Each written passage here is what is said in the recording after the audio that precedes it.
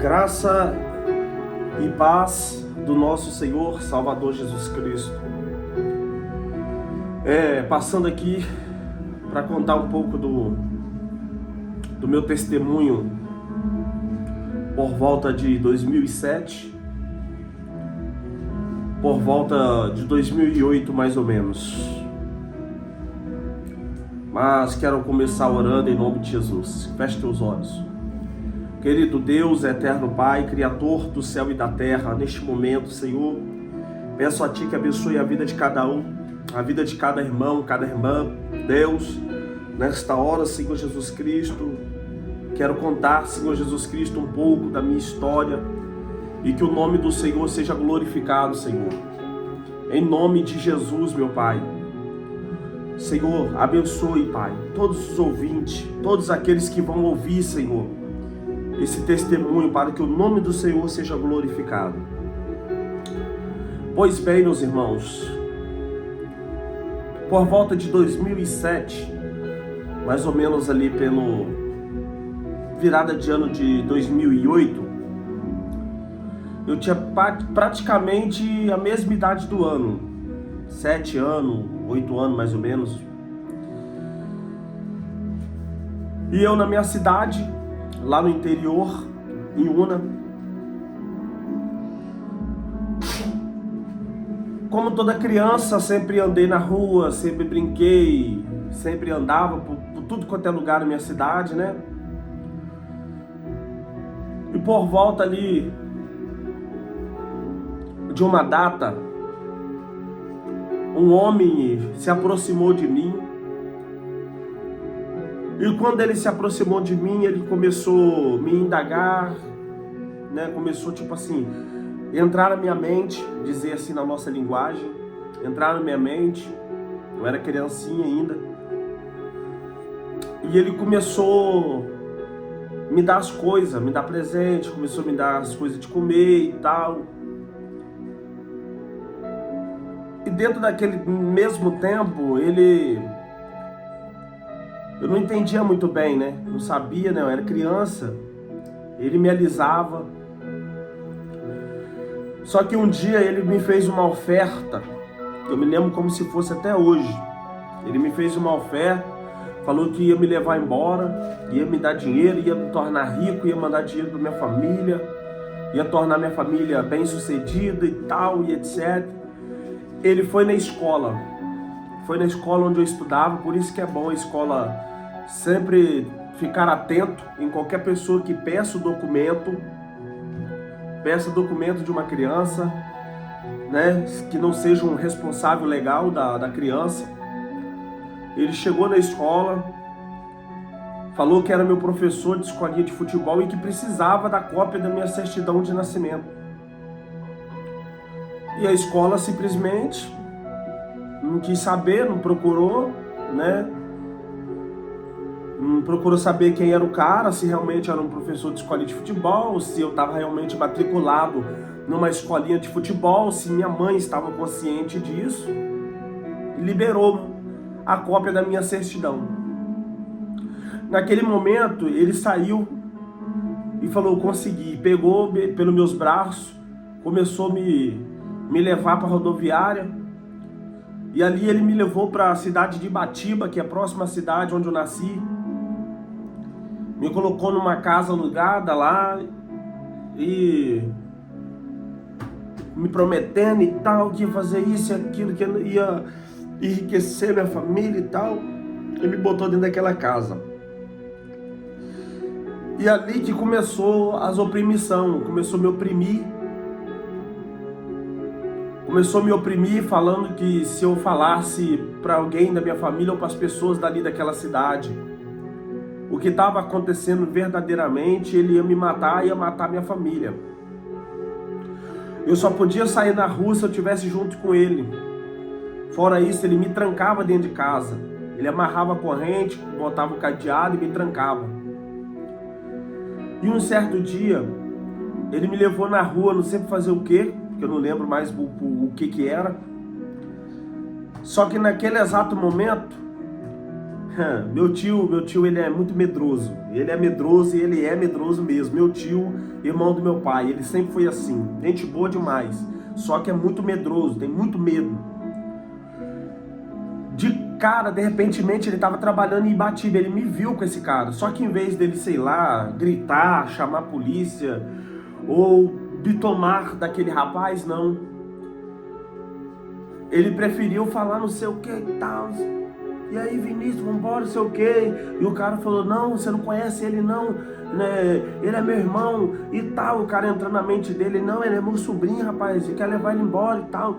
E o cara partiu pra cima dele, meu tio saiu correndo. E naquele momento que meu tio correu, ele pegou de pressa no meu braço, me puxou.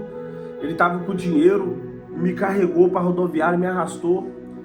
E comprou uma passagem lá pra Cachoeira de Itapemirim. E me levou para Cachoeira de Itapemirim. E chegando lá em Cachoeira de Itapemirim, ele alugou uma casa lá, né? Me colocou lá. E ele sempre falava a mesma coisa: se você contar, se você dizer, se você falar alguma coisa, você vai apanhar, você vai morrer, né? E ali eu passava abuso sexual. Todo dia eu sofria isso. Apanhava todo dia, ele me dava soco na minha cara, dava tapa na minha cara. Um dia ele me deu um monte de varada de bambu na perna, dentro de casa, e eu chorava e ele calava minha boca e batia ainda mais.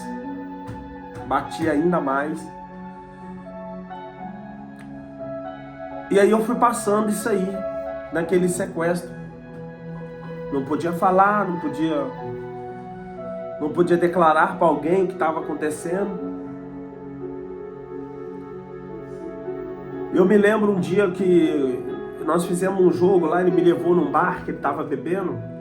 Ele fez um jogo de bingo e ele pediu para me participar também, eu participei. E eu ganhei esse bingo, inclusive na época, eu ganhei esse bingo. Que era uma cesta de chocolate, sei o que, biscoito, etc. E uma garrafa de vinho, só que como não podia beber, era de menor, eu entreguei para ele. E ele bebeu tanto, ele bebeu aquela garrafa todinha de vinho, que ele mandou eu comprar um hambúrguer e devolvi o dinheiro a ele, o troco era R$1. O troco era R$1 e eu devolvi R$1. Ele botou debaixo do colchão e ele esqueceu. E por causa disso, ele ficou me perguntando, cadê o meu R$1? Cadê meu R$1? Eu falei, eu te entreguei seu R$1. Aí ele, você não me entregou nada, seu mentiroso. E foi me deu um socão no meu olho. Um soco, mas um soco muito forte. Chegou a estalar, eu ali chorei de soluçar. Meu olho inchou. Ficou todo inchado. Aí eu, inclusive na casa de cima, a dona da casa que alugou a casa, ela escutou meu choro. Ela escutou eu chorando e ela chegou até ele e falou assim, olha, eu escutei você batendo nele. Eu escutei ele chorando e direto eu escuto que você bate nesse menino. No dia que você bater nele de novo e eu escutar um choro dele, eu vou te pedir a casa. Vou te mandar você embora da minha casa, porque eu não vou aceitar você ficar batendo, agredindo esse menino, não. E foi passando-se um tempo. E aquela rotina era sempre a mesma. Ele cheirava cocaína, queria fazer eu cheirar, mas tinha um rapaz que ia na casa dele cheirar com ele, mas não sabia o que estava acontecendo. Falava, não vai dar isso a ele não, e tal, não faça isso. Não dá isso a ele. E Deus nessa época me livrou de eu aprender a cheirar na minha infância. Passou-se um tempo, um casal tinha discutido com o vizinho da frente. Do vizinho da frente. E eu ali na mesma rua ali, né, criança, ele deixava eu ficar ali na rua brincando, mas não podia falar nada com ninguém sobre acerca do que estava acontecendo. Eu brincando na rua, esse casal tinha discutido com o vizinho da frente. Eles vieram e me fizeram uma oferta. Lá em Cachoeiro, não chamamos o chup-chup de chup-chup, chamamos de sacolé. E aquela mulher falou bem assim, menino, e o rapaz falou assim, menino, eu vou te dar um sacolé, eu vou te dar 75 centavos se você pegar essa agulha e furar aquele pneu daquele carro branco, que eu lembro até hoje que era um Golzinho. Eu aceitei. Eu aceitei, falei, me dá aí então. Ela, eu só vou te dar o dinheiro, o chup-chup, depois que você furar. Eu fui lá discretamente, peguei, furei o pneu do carro. Ela foi, me deu o sacolé e o 75 e foi embora para casa. E aquele rapaz do carro, dono do carro, me chamou na casa dele. Eu fiquei com medo, tremendo. Me chamou na casa dele, vem cá, rapaz. E isso já se passou um ano e 15 dias mais ou menos. 1 ano e 15, é mais ou menos isso aí, 1 ano e 15 dias. Pegou e me chamou na casa dele, eu com medo, rapaz. Eu falei, agora eu tô no salvo. Desci, ele me botou sentado. E ele era irmão de um policial. E o policial tava lá no dia até fardado. Ele falou bem assim, olha só. Eu sei que foi você que furou o pneu do nosso carro. Eu sei que foi você que furou o pneu do meu carro lá. E eu sei até o que você ganhou. Você ganhou um sacolé e 75 centavos para furar o pneu do meu carro. Só que eu não te chamei aqui por causa do pneu do meu carro. Eu te chamei aqui, sabe por quê? Porque eu quero saber quem é você. O que você é daquele rapaz que você tá morando? Quem é aquele cara? E eu com medo, irmãos. Eu com medo de falar, eu com o maior medo de dizer, porque ele tinha me ameaçado, falando que ia me matar. Eu com medo, eu fiquei calado, e ele falando, me perguntando toda hora. Nessa hora, eu acredito que foi Deus que me deu uma grande força para falar. Eu falei assim, rapaz, na verdade é o seguinte, eu não sou daqui, eu sou de Iuna, tô sumido da minha cidade, minha família tá me procurando, e eu tô aqui, junto com esse rapaz, e ele falou assim, você é parente desse cara? Eu falei, não. E por que você fala que é irmão dele? Aí eu disse pra ele a verdade, eu falei, rapaz, ele mandou eu chamar ele de irmão, falar pra todo mundo que ele era meu irmão, mais velho, pra ninguém descobrir que eu tô sequestrado. E eu disse pra ele, eu fiz assim com a mãozinha, criancinha, eu fiz assim, por favor, não deixa ele saber não fala pra ele não, senão ele vai me matar. Aí ele falou, não, vou falar nada não. E nisso, só recapitulando um pouquinho atrás, uns dias atrás, ele estava dormindo, eu lembro qual foi o seu jeito, ele estava dormindo, eu abri a porta, só que eu fiquei com medo de fugir. Eu abri a porta, fui para a varanda, que era todo ar livre assim, dava para ver o céu, dava para ver tudo. E o céu clarinho, o céu limpinho, era noite, limpinho, clarinho, bonitinho, o céu cheio de estrela. Eu agachei chorando e falei assim, Deus, minha mãe missionária e cantora. Eu falei, Deus da minha mãe, se o Senhor existe, me tira da mão desse cara, me leva de volta para minha casa, me leva de volta para minha família, me tira desse lugar. E ele lá dormindo. E nessa mesma hora apareceu a voz do meu pai, apareceu a imagem do meu pai no céu, e eu vendo aquilo ali, chorando muito, eu entrei e retornei. E voltando ali para aquele policial disse para mim, não, volta para casa, que nós não vamos falar nada, e nem você conte nada, tá? Nem você fala nada. E esse meio tempo que estava acontecendo isso lá comigo em Cachoeiro, a minha mãe foi para Ibatiba me procurar, porque meu tio falou para ela ficou sabendo que eu estava lá. Ela foi para Ibatiba me procurar, e minha mãe chegou a dormir na rua. E esse mesmo meio tempo que minha mãe está dormindo na rua de Ibatiba, uma senhora e um grupo de senhora estava lá na roça, 42 quilômetros de distância de Ibatiba. E aquela senhorinha velhinha do coque, do cabelo branco, orando, buscando a Deus pelas madrugadas, Deus falou com ela assim, olha, tu vai sair amanhã pela manhã, vai ir em Ibatiba, porque lá eu quero te usar para uma pessoa. Chega-se no outro dia, amanhece, minha mãe acorda no meio da rua, meu irmão. Minha mãe dormiu na rua mesmo, literalmente na rua. Sabe o que é rua? Ela dormiu na rua. Minha mãe acorda de manhã cedo, por isso que eu amo minha mãe, independente, eu amo minha mãe demais. Minha mãe acorda de manhã cedo, ela vai na rodoviária, porque a rodoviária tem banheiros livres, banheiro público. Ela vai na rodoviária lavar o rosto de manhã cedo.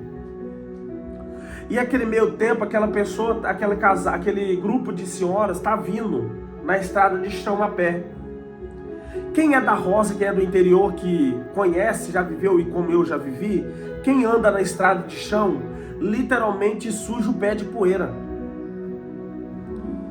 Aí vem aquele povo pela estrada, vem pela roça ali e tal, andando, e suja o pé de poeira.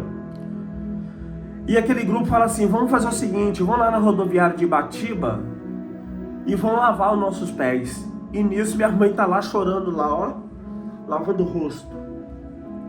E aquele grupo de pessoas entra na rodoviária e naquele momento estão lavando o pé. E aquela senhora que recebeu a voz de Deus olhou para minha mãe e disse: é com essa mulher que Deus quer falar. É com ela que o Senhor quer falar. Falou assim: moça, podemos orar pela senhora? Ela disse: pode. Vamos fazer um círculo. Colocou minha mãe no meio do círculo e começou a orar. Começou a falar, começou a buscar a Deus. E naquele momento aquela senhora disse, falou assim: senhora, o Espírito de Deus manda dizer para a senhora, tá? Se preocupa não. Aonde está o seu filho, o Senhor está com a mão sobre a cabeça dele. O Senhor está com as mãos na cabeça dele. E diz mais o Senhor: Deus vai trazer ele de volta na palma das tuas mãos, tá? E ainda mais, ele vai pregar muito ainda, tá? Ele vai pregar muito, ele vai pregar em vários lugares. Ele vai viajar muito, ele vai viajar de avião. Ele vai pregar muito, tá? E Deus diz mais: ele vai ser um pastor, vai ser um grande pastor e um grande profeta. Deus vai trazer ele de volta. Nesse meu tempo eu tô lá, sofrendo, passando esse vale na mão do sequestrador. E quando a minha mãe chega na minha cidade, passam-se uns dias, ela no culto da igreja dela de normal, e nesse tempo alguns parentes meus disseram para minha mãe e disse para o mundo inteiro que minha mãe tinha me vendido para traficante. Que minha mãe tinha se prostituído com traficante e me deu de presente para ele, pro sequestrador, né? Você vê, minha mãe missionária, cantora, fiel a Deus, sempre buscando a Deus, sempre na peleja, sempre buscando ao papai, e ainda sendo acusada com um filho perdido na mão do sequestrador, quase mais de um ano. E naquele dia do culto, minha mãe começa a chorar de soluçar, lembrando de mim. E uma mulher disse para ela, falou assim: olha, Roseli, esquece do seu filho, esquece, ele já morreu. Ele já nem existe mais. Você vai ficar chorando pelos cantos, pelo filho seu que não vai mais voltar, já está desaparecido.